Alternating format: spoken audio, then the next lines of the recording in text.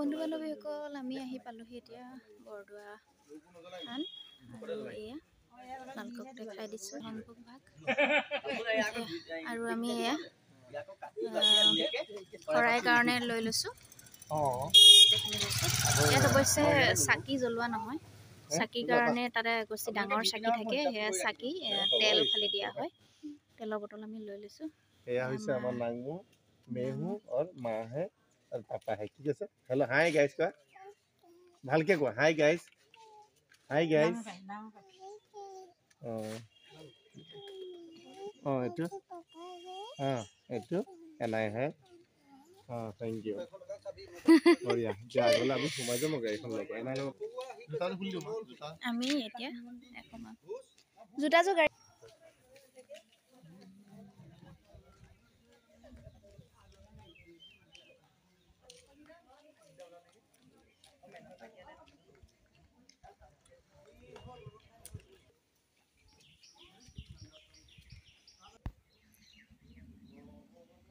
খুব এটা শান্ত পৰিৱেশ, বহুত এটা ঠাণ্ডা পৰিৱেশ, ভাল লাগিছে দেখি। অৱশ্যে ইয়াত ভক্তৰ ইমান সমাগম দেখা পোৱা নগ'লে, যিহেতুকে তাত চাগৈ সকলো সময়তে আচলতে মানুহৰ সমাগম নহয় চাগে, কিছুমান নিৰ্দিষ্ট মাহতে চাগে তাতে ভক্তৰ সমাগম হয়। আমি সোমাব পাৰিম।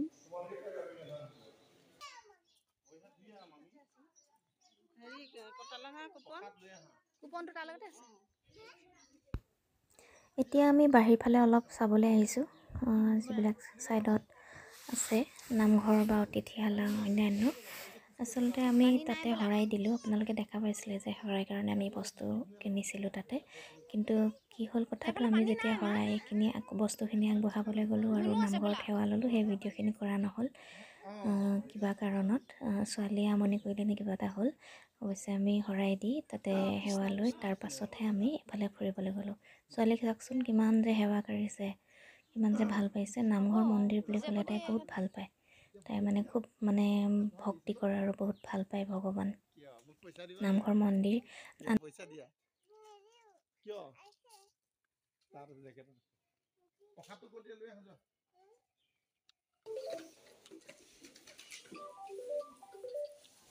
আমি এতিয়া এয়া প্ৰসাদ ল'বলৈ গৈ আছোঁ।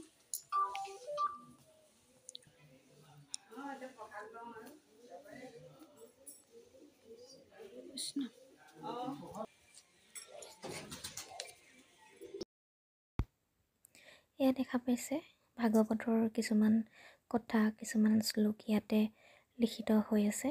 খুব ভাল লাগিছে দেখি। ডাঙৰ পুখুৰী ন? শ্ৰীমন্ত শংকৰ যেতিয়া পানী নাছিল, ইয়াতে এজোপা বটবৃক্ষ গছ আছিল। এই বটবৃক্ষ গছতে গুৰুজনে ভকত বহুৱাই লৈ 8 দিন 7 ৰাতি নাম কীৰ্তন কৰিলে পানী পাবৰ কাৰণে। শেষৰীয়া মধ্যৰাতি ভগৱান সন্তুষ্ট হৈ ওপৰৰ পৰা গংগা নামি সেই বটজোপাটোলৈ দবাই দিলে। সেই বটজোপাটোলৈ দবোৱাৰ কাৰণে তাৰ নাম হ'ল বটদ্ৰৱা। আৰু ওপৰৰ পৰা গংগা পোৱাৰ কাৰণে তাৰ নাম হ'ল আকাশী গংগা। আৰু যেতিয়া শ্ৰীকৃষ্ণই ইয়াত বিৰাইছিল, ইয়াতে শ্ৰীকৃষ্ণৰ ধেনুখন সেই বটজোপা গুৰিতে আজে থাকি আজে থকাৰ কাৰণে পুখুৰীটো ধেনু আকাৰ হ'ল। এইটো 52 বিঘা আছে। আৰু এইটো হ'ল নগাঁও জিলাৰ 9 মাইল পশ্চিমে আলিপুখুৰী নামৰ ঠাইত শংকৰদেৱৰ জন্মস্থান। এইটো হ'ল আলিপুখুৰী। যেতিয়া গংগা নামি আহিল, তেতিয়াৰ পৰা আলিপুখুৰীৰ নামটো নাইকিয়া হৈ আকাশী গংগা হ'ল। হৈ যে মণিপুৰটো দেখিছা, তাত আমাৰ 160 বিঘা মাটি আছে চাঙত। যোৱাবাৰ যে কেন্দ্ৰমন্ত্ৰী অমিত শ্বাহ আহিছিল বৰদোৱাত, তাতে তেওঁ শংকৰদেৱ কলাক্ষেত্ৰ বনাইছে। সেইটো 25ত খৰচ হ'ব আৰু অমিত শ্বাহে মুকলি কৰিব।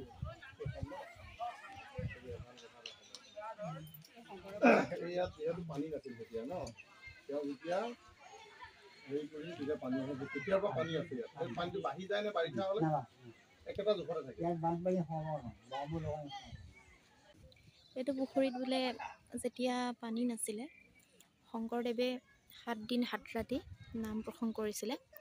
নাম প্ৰসংগ কৰাৰ পিছত পানীয়ে আপোনা পুনি আহি গৈছিলে, সেই তেতিয়াৰ পৰাই এই পুখুৰীটোৰ নাম আকাশী গংগা নাম হয়। এতিয়া আমি এয়া পুৰণা যোনভাগ আছিলে আগতে সেইখিনি সেইভাগেই চাগে আছিলে পুৰণা শিৱদৌল তীৰ্থযাত্ৰীসকলৰ।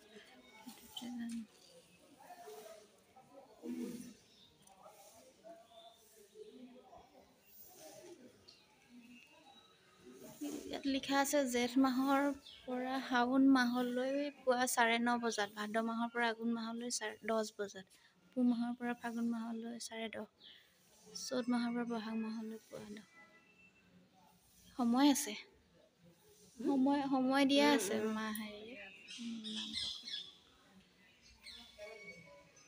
এই ভাগ হৈছে পুৰণা। এইফালে বেছিহে পুৰণা নেকি, সেই ভাগ বেছিহে পুৰণা নেকি। অঁ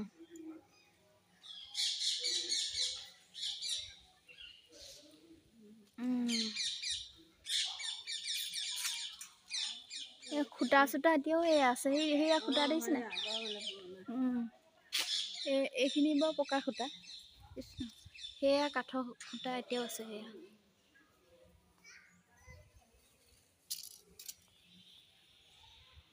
এইভাগেই মূল পুৰণা ধানভাগ। এয়া এতিয়া এনেদৰে আছে। এতিয়া তাৰপিছত চাগে এই ভাগ, তাৰপিছত এতিয়া আৰু উন্নতিকৰণ হৈ যোনভাগ আমি সেৱা ল'লোঁ তাত।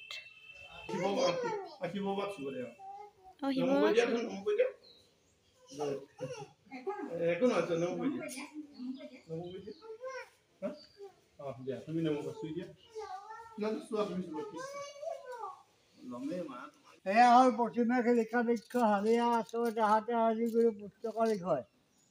যেতিয়া কাগজ নাছিল, গুৰুজনে 60 গছৰ চাল কাটি কাগজ বনাই তাত হাঁহিঙুল পুলিচ কৰি তুলিচাৰ, কেৰাদৰ, গোমূত্ৰ এই তিনিটা চিয়াঁহী কৰি সেই শিলতে বহি দশমৰ কীৰ্তন কৰিছে। এইজোপা বয়স 600 বছৰ।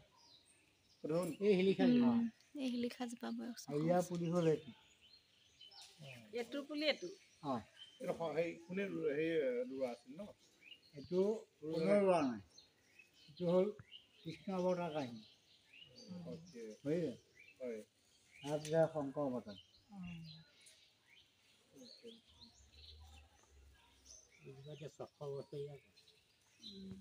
ইয়াৰ গুটি সেইজোপা তাৰ বয়স কিমান মান হ'ল ককা?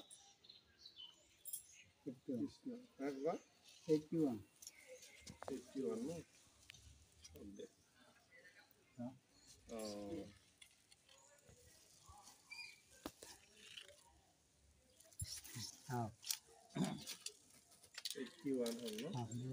এই ককাজনে এতিয়া আমাক কিবা কিবি আগৰ কথাবিলাক কৈছে, ইয়াৰ যোনটো ইতিহাস সেইখিনি কথা কৈছে কিছুমান।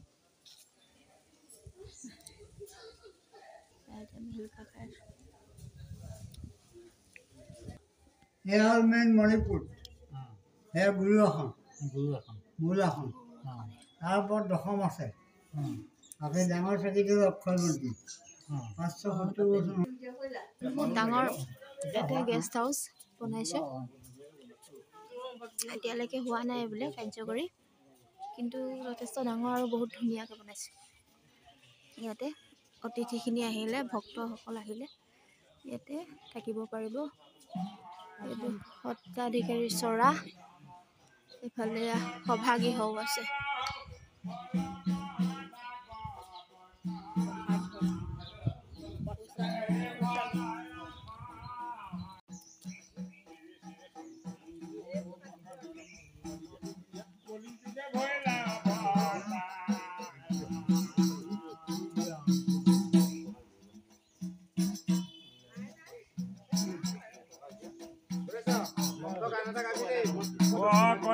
ভয় কৃষ্ণ দয় কৰা জগন্নাথ বিঘ্নি কৰা বিপদ গোচাই সম্পদ কৰা গোবিন্দ ঠাকুৰ গোবিন্দৰ কৃপা কৰক। ক'ৰ পৰা আহিলে আপোনালোকে? তেজপুৰ। গোবিন্দৰ কৃপা কৰক মহাভৈৰৱ। তুমি ক'ত আহিছা?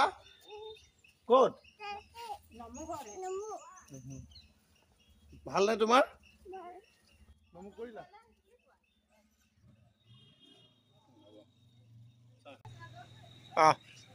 আপোনাৰ আহি থাকা এয়াই আছিলে বটদ্ৰৱা থানলৈ যোৱা কিছু স্মৃতি আপোনালোকলৈ আগবঢ়ালোঁ।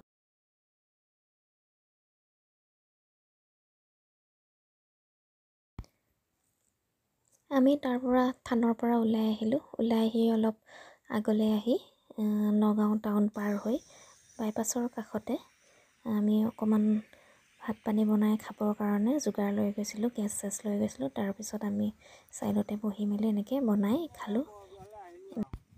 এয়া দেখিছেনে গেছটোৰ কাষত যে এনেকৈ ছাইডত দুটা বেগ থিয় কৰাই থৈছোঁ। কিয় দি থৈছোঁ?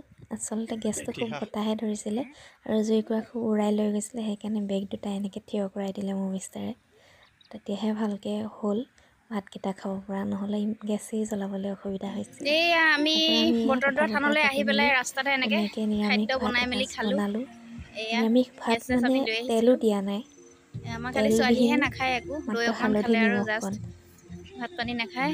চবেই ভাত ৰেডি হৈ গ'ল, বনাই মেলি সেনেকৈ খোৱা মজাটো বেলেগ। হোটেলত খোৱাটোৱেই মছলা চছলা এদুমমান খোৱাতকৈ, সেইকাৰণে আমি এনেকৈয়ে বনাই খালোঁ।